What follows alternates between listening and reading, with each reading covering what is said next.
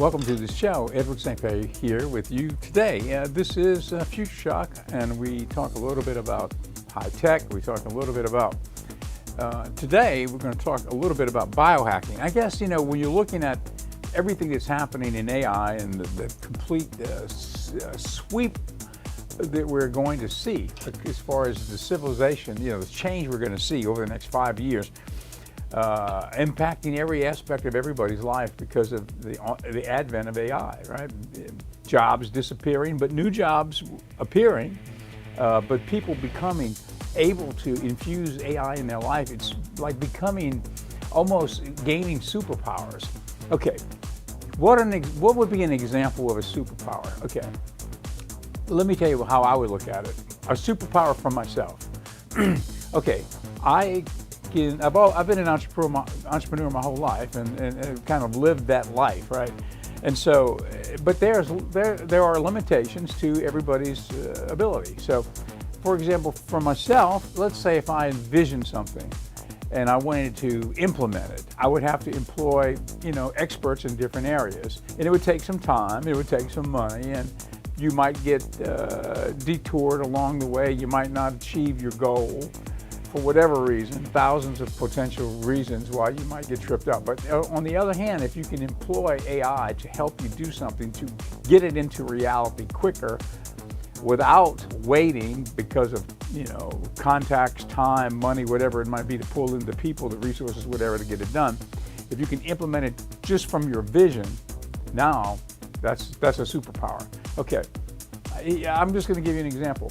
The show, the Open, that we just did, the Future Shock Open. Okay, I'm not a graphics designer, but I wanted a graphic for Future Shock, so I used AI to do it, ChatGPT-4. I love music, and I've always kind of, been around the outskirts of it my whole life, in some way, but I'm not a musician. But if I can write lyrics and I can visualize the tune and put it together conceptually and then employ AI to create that song you just heard instantly, without time, effort, resources, money, contacts, who do I know, who's an expert, how much is it going to cost, I can't afford it, I get detoured and I'm never going to do it, or maybe I'll do it a year from now. No, instantly. Okay, so run it again, Clarence. This is an AI creation based on what I prompted into the system to create. Yeah, the opening we just did, play it again, what we just did.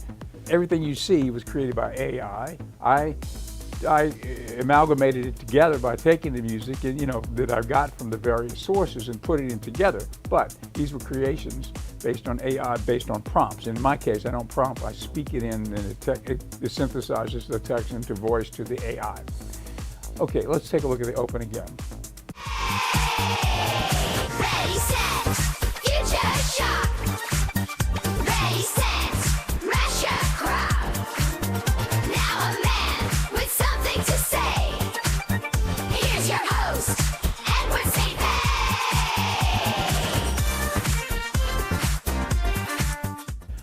So the Future Shock logo was created by Alfred, our AI, which is ChatGPT-4, we call him Alfred, okay. And then the music was created by Udio, U-D-I-O. And for that, I prompted in what I wanted, and I prompted in a customized version of Udio. Allows you to put your own lyrics in, along with, the prompt for what type of music you want back. And so what it does is it takes those lyrics, it creates the music, it takes the lyrics, and it brings you back the voice too. So those singers you heard were AI singers singing my lyrics. So there's an example. Is that sort of a superpower? I think so. If it enhances your ability to produce and to produce good work quickly through your own means, instantly, without waiting and getting detracted or diverted or detoured or whatever whatever it is that could be an impediment to the creation of the thing you're trying to achieve, then yeah, I think it is a superpower. So will AI give us superpowers? Yeah, I think so. I mean, it's an evident thing that's going to happen. So, okay, Now, this show, we're talking a little bit about biohacking. It sort of fits into the whole area of super hacking yourself, or super hacking into superpowers of your own. So AI will help us, right, to achieve things in our work and in other areas of our life, but also using technology and using not necessarily AI that I can think of, but using technology and new ideas that are unfolding as we go forward, probably as a result of AI research, right? Bringing us new information about medicine and new information about staying well. All of that would fit into the world of biohacking. And there's some really extreme examples of people and what they're doing out there in the area of biohacking. I guess one of the biohacks would be, and it's not so much a super high-tech biohack, but one of the biohacks, I keep coming back to it because the sponsor of the program is Pendragon Apothecary, which is our wellness store on the coast, right? So it's not really a wellness store that you would ordinarily think of, because it's what we've got is a sort of a biohacking fusion with the world of herbalism, which in other parts of the world, not necessarily the Western world historically, or at least the modern Western world, maybe ancient Western European world, yeah, herbalism, but in our America today, it's not something that is looked upon through the last few generations as a way to stay well, necessarily with the masses, right? But in other parts of the world, it's just part of their life. It's ingrained in their life. In India, Vedic medicine, those herbs, turmeric and other things that they take, all of the various things, so many things, but those things, it's not necessarily meant to alleviate the problem. It's meant to prevent the problem in the first place. At least that's part of the idea. Don't get sick. Stay well. And these things help you stay well and help you get a balance of your life. It's sort of a fusion with the spiritual. The herbalism is, to me, what it does. It's sort of not only a medicinal ally to help you stay well, but also, I believe, from my experience, these various herbs help you to kind of become more in tune with your spiritual nature, and I think that in Vedic medicine, that's the idea, right?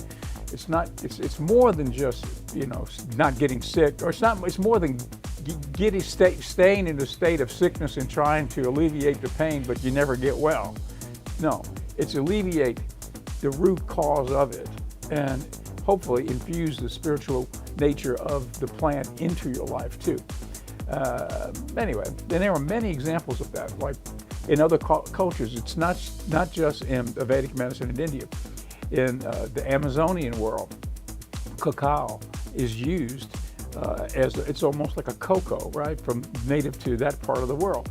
But it's more than that. For the people who live there, cacao is sort of the gateway spiritual connectivity into meditation and prayer. It brings you into a state of calmness, and it brings you into a state where you're more receptive to prayer, meditation, whatever it is that your spiritual journey is taking you on. And there are others too. I mean, the apothecary here, we've got blue lotus. We've got blue lotus flower from Thailand. Okay, there's another example of a spiritual gateway plant. They used it in ancient Egypt 5,000 years ago. They used blue lotus flower, and they made tea out of it, and they drank the tea, and it helped them to get into a state of reflectiveness and meditation and calmness and prayer. And you can look at the hieroglyphics. You can go back, if you do a little Google research, you'll see the blue lotus plant was very infused in the ancient Egyptian culture from a standpoint of meditation, getting into prayer, but also it went beyond that. They would take the blue lotus flower, they would infuse it with red wine, and they would drink the red wine, and they use that for lovemaking. Okay, so they used it, I think, as I have understood it from reading about it, they used it not so much as this is the party drug of ancient Egypt, right? It wasn't that. They used it as a means of connecting with the partner on a spiritual level. So it just as it brought you into a state of meditation, it brought you into a state of prayerfulness, right? Calming down so you could be prayerful, okay? In the lovemaking process, the Blue Lotus infused red wine got people into a state of connectivity, I guess tantric like, so it was more of a union of the souls type moment, right? Okay, we've got Blue Lotus here too. And so that's another spiritual gateway plan. So biohacking, using the high tech, yes, but also that's kind of what we are. The high tech of the high tech ways of biohacking, like red light therapy and many other things that are out there, that's all great. And if you infuse it with medicines and or herbal remedies, which try to keep you well in the first place. I think that's the main idea. Keep you well in the first place. Don't treat the ailment. Don't treat the symptom, but stay well in the first place. That's kind of I guess, how you would explain the Pendragon Apothecary project here. And at this point, I've become the main guinea pig of the biohacking project here at the Pendragon Apothecary because I'm willing to do whatever it is I can to try to stay well. And the first thing that started me on the biohacking path is the low-tech thing called the intermittent fasting, which I've been doing now for maybe a year. And so it's very simple. You just don't eat breakfast basically, and you can eat lunch and you can eat dinner. You don't eat after 8 p.m. and you don't eat breakfast, so you're really not eating from 8 p.m. until, let's say, noon the next day. You can go a little longer if you want. And there's an example of biohacking. Now, will you lose weight? Yeah, you will lose weight. You will lose weight. You're doing less calories, and your body, it gets into a healthier state because the autophagy, it's Latin, autophagy means self-cleaning, self-eating, is how it interprets into English, but autophagy kicks in after about 12 hours of not eating. And so if you're fasting, doing the intermittent fast from 8 p.m. until noon the next day, you're going, I guess, what is that, 16 hours. All right, so if you go in 16 hours without eating, after 12 hours and your body goes into autophagy, you've got 4 hours of a state of autophagy in your system where your body is cleaning out the free radicals and the things that need to be cleaned out every day that we hardly ever clean out because we never fast, because everybody in America is eating breakfast, eating lunch, eating dinner, and eating breakfast and in between snacks. So your body is always working. You never have a stopping point where you stopped and you're not eating, and then after that 12 hours your body starts to kind of ravenize itself, right? So during that process, that's autophagy, that's your cleanup.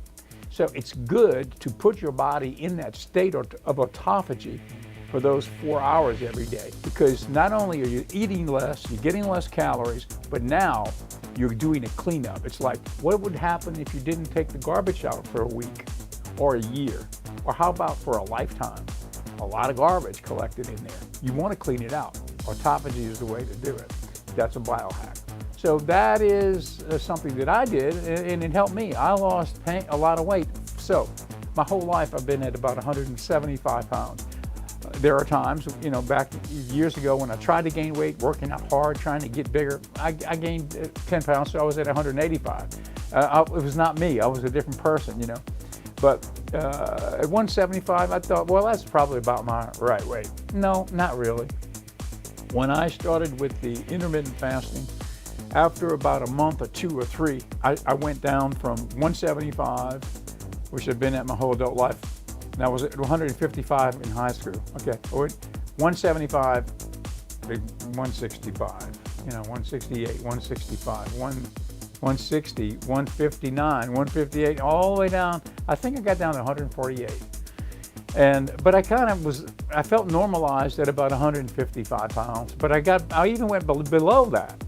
Well, I realized I was kind of like getting a little too weak, so I tried to, what I did is I started to eat more meat, more animal protein, which for so many years I had been thinking, like all of us have been sort of taught, I guess, through maybe politically correct thinking, or I'm not sure why, but for a long time, they said, don't eat so much red meat. Don't eat so much red meat. It's not good for you. It's not good for you. Eat more vegetables and. So yeah, and I understand that, too much of anything is a bad thing, but without that animal protein, you need it to be strong. The stuff that's in that, and you can get it nowhere else. And that's kind of where we came from as a species. We ate meat, so as a human species. So if you put more animal protein into your system, you're gonna feel stronger, and it's a good, pure protein if you want to be active and be strong. Okay, so what I did is I increased the animal protein. I got up to about 158, and that's where I'm at. So it was 155, and then 157, 156, 157, 158, and I've been there now for many months, and I hope that I can stay there. In fact, there's no doubt in my mind that I will stay right at that as long as I'm doing the intermittent fasting. But you've got to do it, and you can't eat snacks at night and all that. Pretty easy to do though, and you do not get hungry. And if you do feel, you can drink black coffee during the fasting time. No juice. You can drink water or black coffee. But when you wake up in the morning, you're not hungry after you do it a little while. And then the idea of breakfast, you realize that your body is cleaning itself out. You're in that state of autophagy. It's a winning combination. It's the kind of thing when you're thinking, man, I'm doing something right now that I should have been doing for 20 years, and I never did it. Now I'm doing it, and I'm not going to stop. I'm going to stay on this intermittent fasting for the rest of my life. Okay, there's a biohack. You feel better. There's a few other biohacks, which are more high-tech, like the red light therapy. We showed a video on that a while back. Red light therapy is fantastic. I need to show a video on it so it's thoroughly explained without me trying to explain it right at this moment. But that is a great biohack, and so is something very simple called the vibration board. And I have one of those. I do it in the morning with the red light on. So early, like at 4:50 when I get up. And the vibration board, here's what it does. You stand on it, it vibrates. And you stand on it. You can do some movements and exercise. You can do Tai Chi or whatever you want while this thing is vibrating. Okay, and I'm biohacking. I've got the red light on at the same time. But the vibration board, here's a simple thing that it does. It probably does so many things that we're not even aware of. But with the body, especially getting up early in the morning and doing it, because the first thing that happens, your organs are, basically activated into action, and it activates the lymphatic system, because the lymphatic system is like a drainage system for your body, right? And it's not activated by any pump like the heart, which pumps, right? The lymphatic system it moves through your system. The lymph moves through your system based on movement.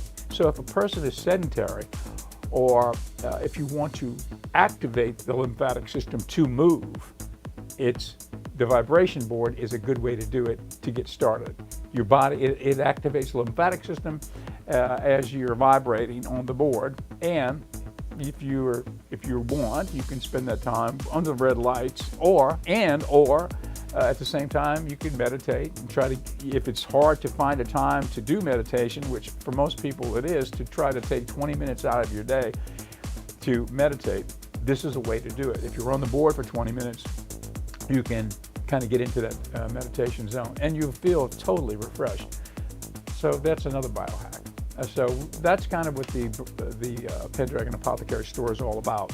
The biohacking and the various herbs and mushrooms that are used in other parts of the world to help relax or to gain spiritual connectivity or for health, like lion's mane mushrooms.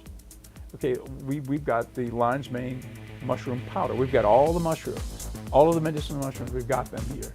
It's called the 7 sacred mushrooms in other parts of the world. Lion's mane is the one that they have always used in India and Vedic medicine, in other parts of the world too, China too. They use the lion's mane for cognitive issues. Here's the thing, not just to treat cognitive issues, dementia and such. That's not really the thing. It's to prevent it from happening in the first place. And, you know, in the Western world, we've always been taught that, oh, the mushrooms, they're poisonous.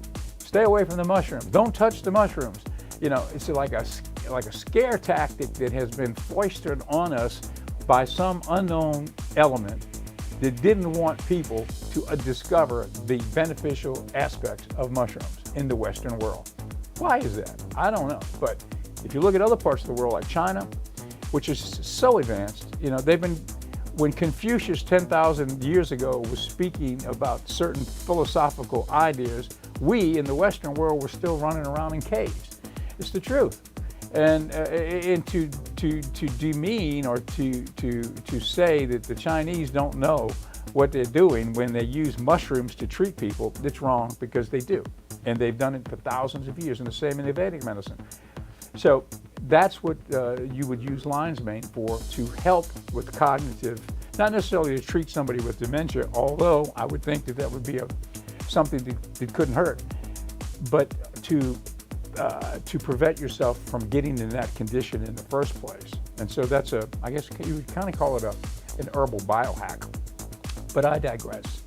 Let's get into the show. Okay, we have covered for the last few shows segments from the interviews from the Michael Milken interview at the Milken Institute with Elon Musk last week.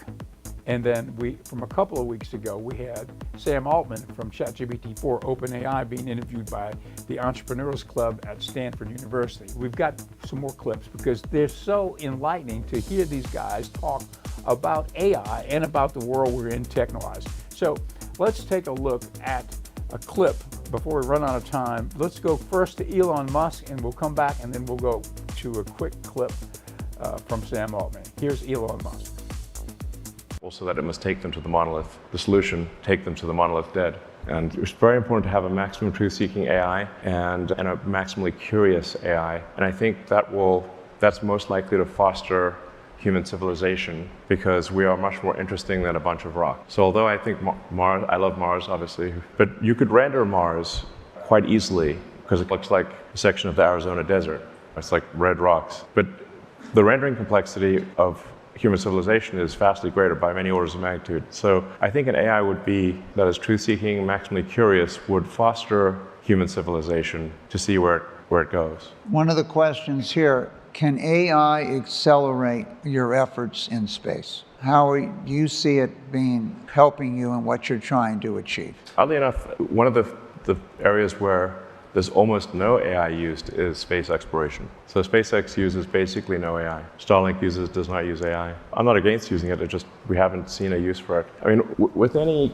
given variant or improvement in AI, there's generally, I'll ask it questions about the Fermi paradox, about rocket engine design, about electrochemistry, and so far the AI has been terrible at all of those questions. There's still a long way to go. So let's talk about one. Here's a question that's near and dear to your heart. You have a lot of children. Yes.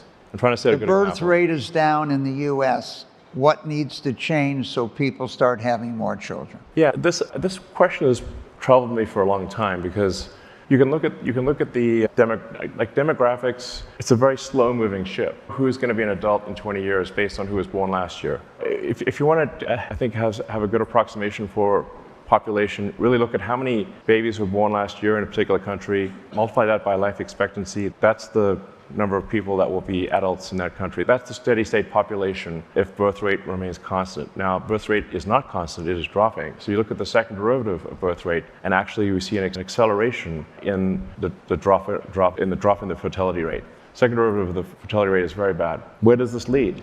This does not lead to a greater civilization. This leads to a civilization that potentially dies not with a bang, but with a whimper in adult diapers. That is a sad ending. So obviously we have countries that, like Korea, used to have a birth rate of 6.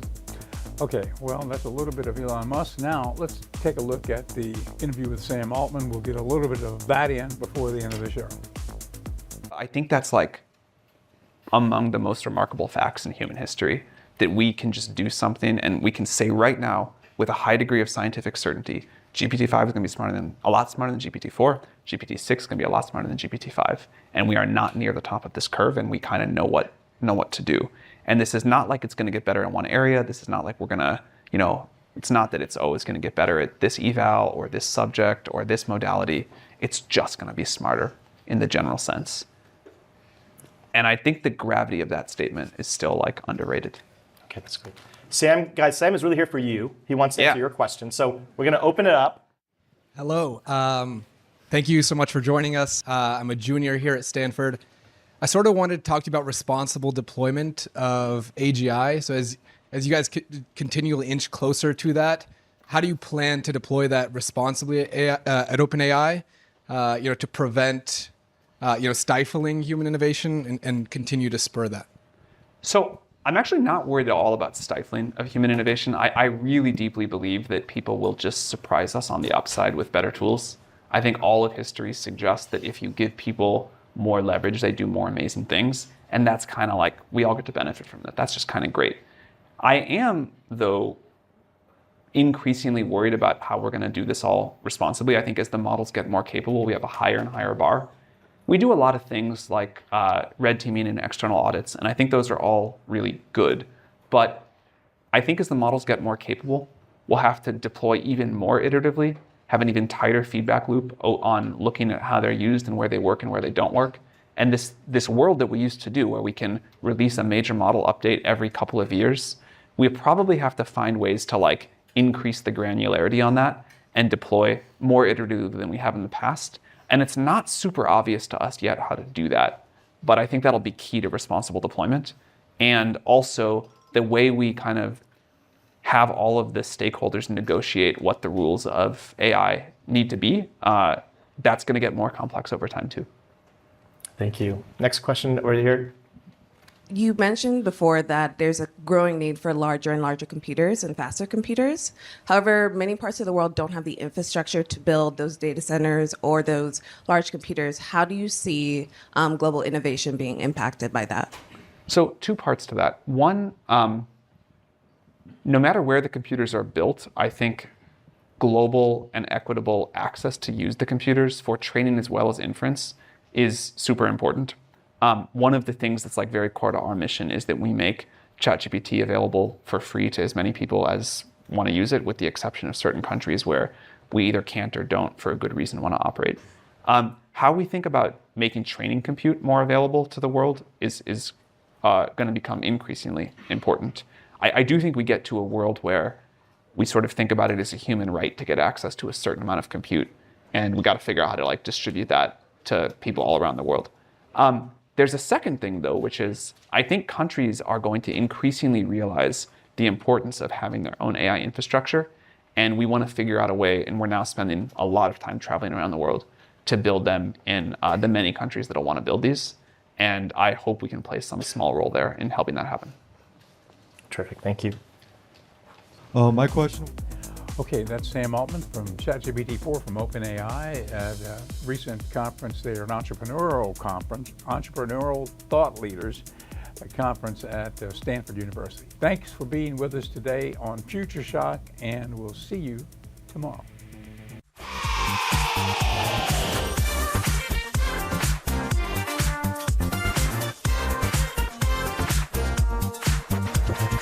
Yesterday is yesteryear. Set your sights for tomorrowland. Future Shock is here to help you make your stand. Ready, set.